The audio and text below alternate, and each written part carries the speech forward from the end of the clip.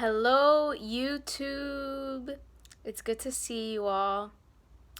All right, today I'm bringing you a topic that is very, very near and dear to my heart, and I think it's very much misunderstood, not talked about enough, and very shunned and shamed in our current society, especially if you are in the spiritual community.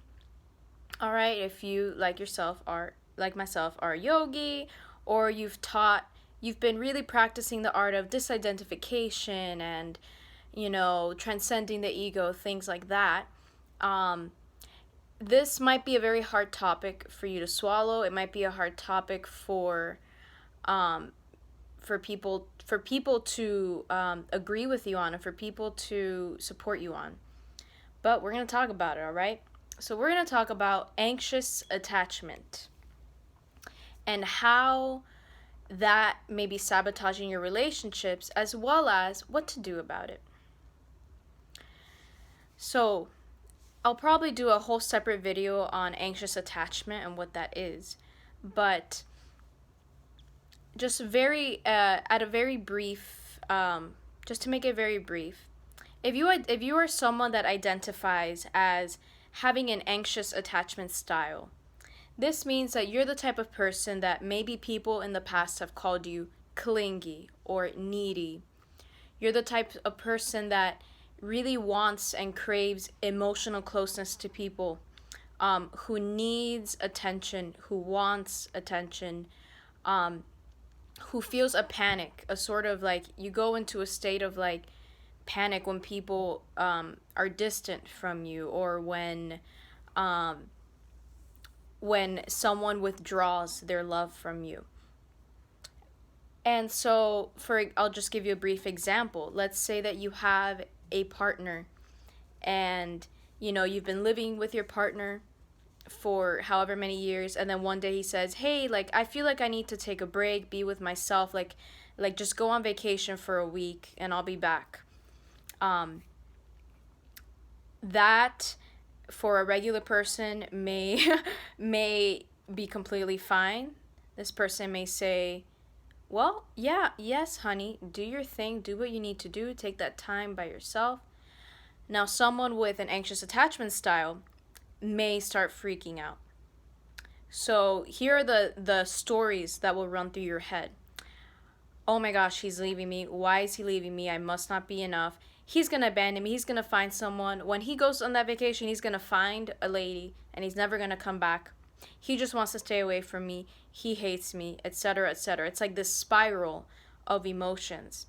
Basically, what this triggers in you is you're feeling abandoned, you're feeling rejected. Now, if you are unaware of this attachment style that you have, you will do you will have a series. I've noticed that there are patterns that you will fall into that can ultimately sabotage the relationship. And when the actual purpose of you going into this panic was you wanted to be close to them, you wanted them to be close to you, and as a result of these patterns, you may end up driving them away. I'm going to explain to you how this happens, how it is that we drive the people away, and also how it is that you can stop this from happening. And it's not going to be what you think, okay? Just a warning. Whatever you, I think I know what you're expecting me to say, and it's not going to be that. So, just a warning you. Okay, so here goes.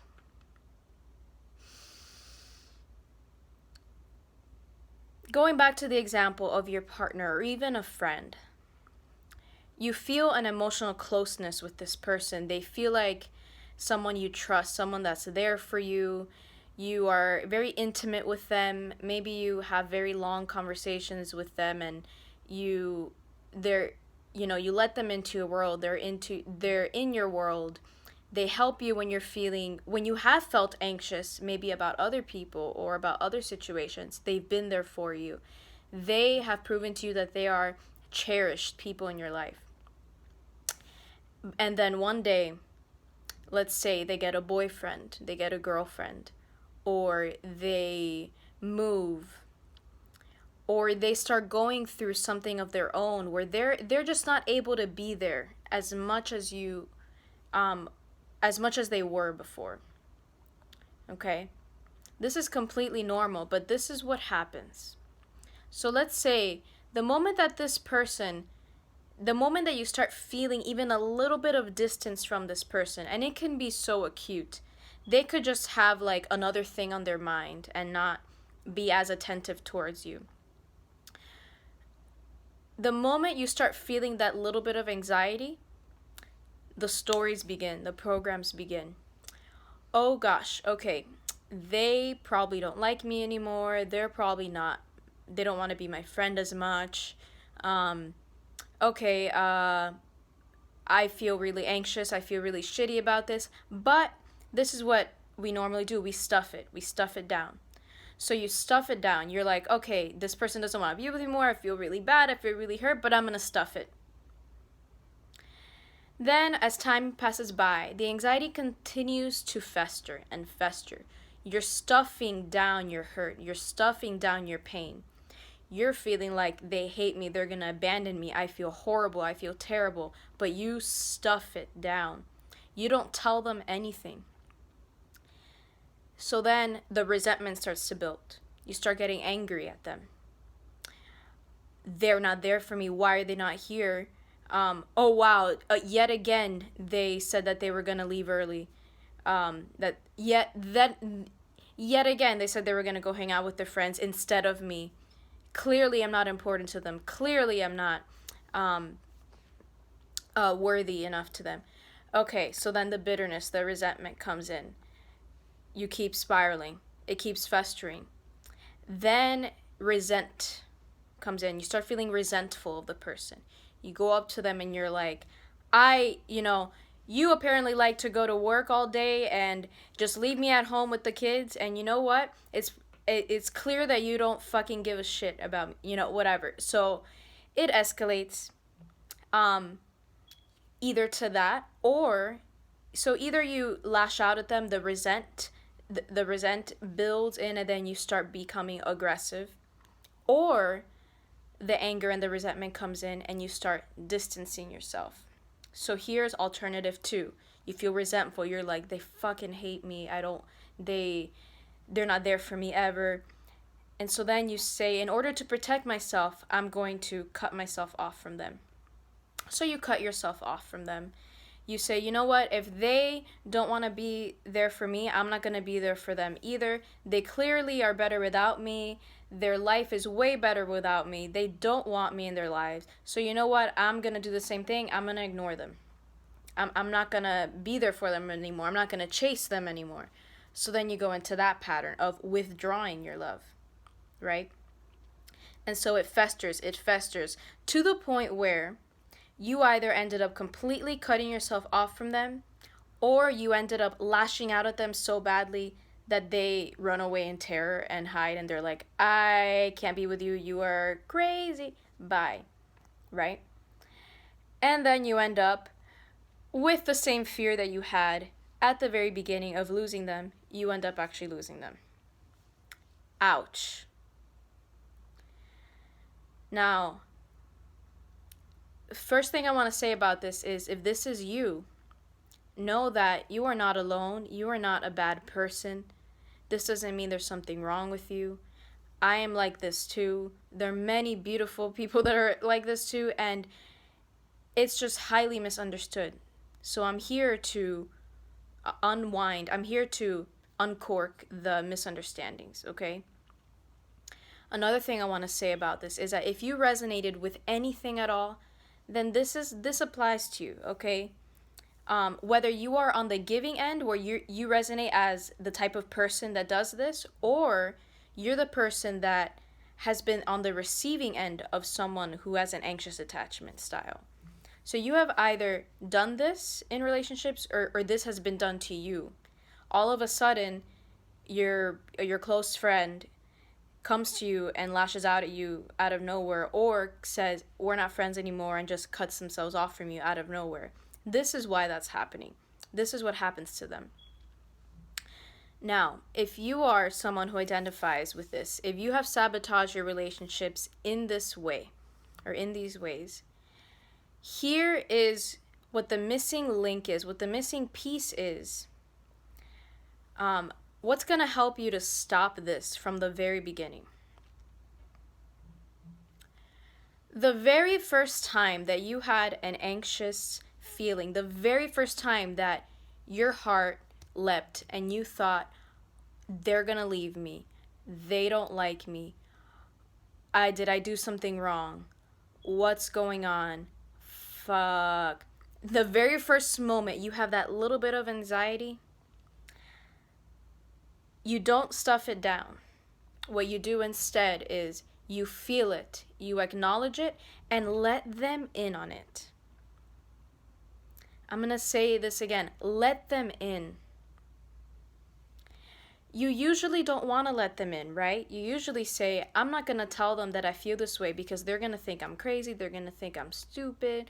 They're going to think, because obviously this is ridiculous. I shouldn't be feeling this way. They were only gone for a day and I shouldn't. No. That stops. You let them in and you make it okay. It is okay that you are feeling this way. What you need to do is let them in on it. Let yourself in on it and acknowledge that you're feeling anxious. Acknowledge that you're feeling hurt. You're feeling unwanted. Let them in on it and say, hey, I'm starting to feel anxious about, about you going to work all the time. I struggle with anxious attachment, and I'm starting to feel a little bit anxious.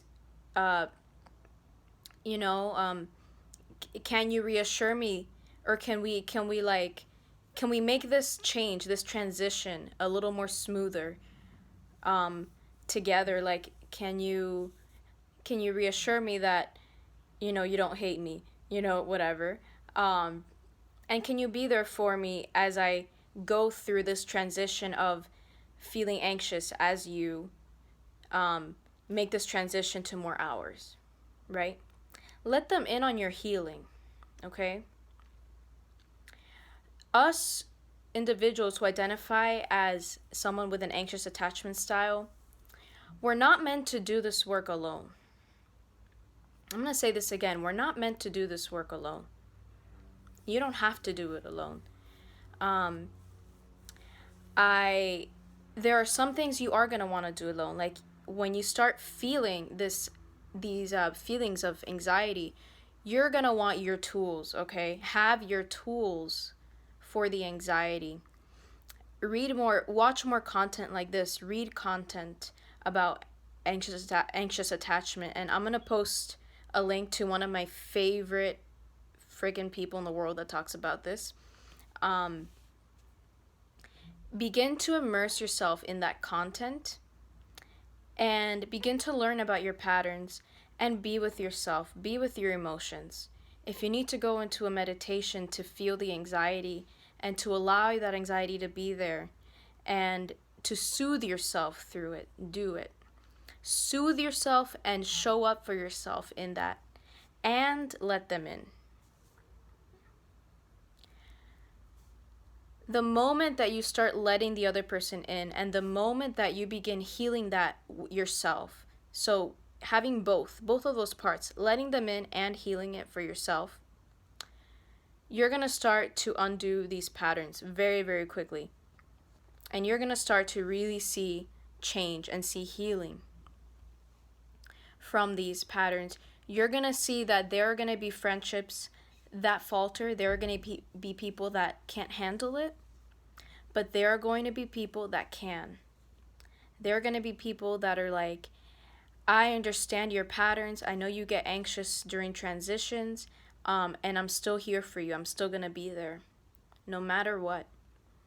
And, and I trust that you're doing the work as well, and I'm going to also support you in that work. Okay? That balance of having both healing through relationship and healing through yourself as well is very important. But yeah, I would say that is like the number one tip for someone with an anxious attachment style is to recognize it and let them in. Okay? It's better to let them in. I'll say this, right? It's better to let them in on it from the beginning and know if they're going to be able to hold space for that or not,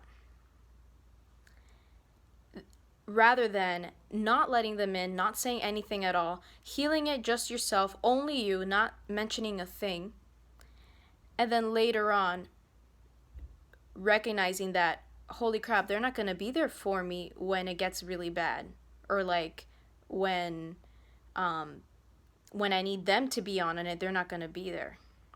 Okay?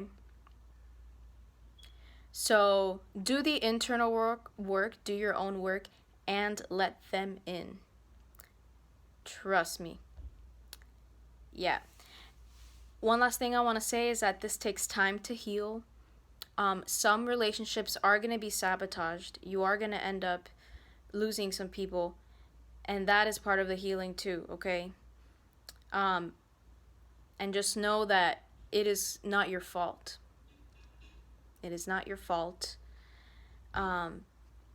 And I honor you, I appreciate you, I love you. And if you're on the receiving end of this, just look within yourself and ask yourself, is this someone, or is this a situation where I'm actually going to be willing or wanting to be there for this person? Or is this too much for me? Like, is this actually too much for me?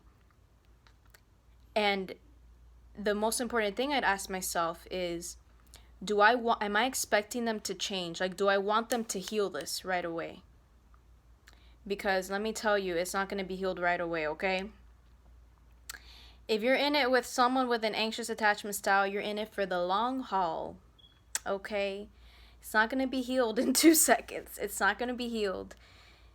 Like, no matter how much. I mean, I've done healing. I have been doing very deep, intense trauma healing for 10 years, okay? And I still sabotage my relationships with my anxious attachment style. If you are in it with this person, you are in it for the long haul. If you are wanting them to heal and change from this, it's not going to work, okay? You have to be the type of person that's like, I want to be there. Like, I want to be there for this person, no matter how anxious they get, even if, like, I want them to let me in. I want them to let me in from the beginning. I want them to tell me from the beginning, hey, I feel anxious, and I want to be there for them, and I want to reassure them I'm still here. And I want to empower them to do their own healing work at the same time. I want to do all of that. I'm committed to that. That's how you have to be if you want to be with someone who has this. And if not, that's okay. There are other people in the world, okay, for you.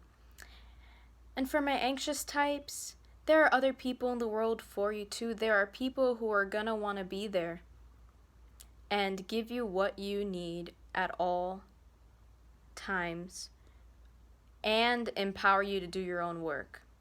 Because sometimes what you need is to do your own work, but sometimes what you need is to be there, is to have that missing experience of having a partner or a friend be there for you, okay? Healing is both internal and through relationships. And just know that this is a hard process, but it's worth it, okay?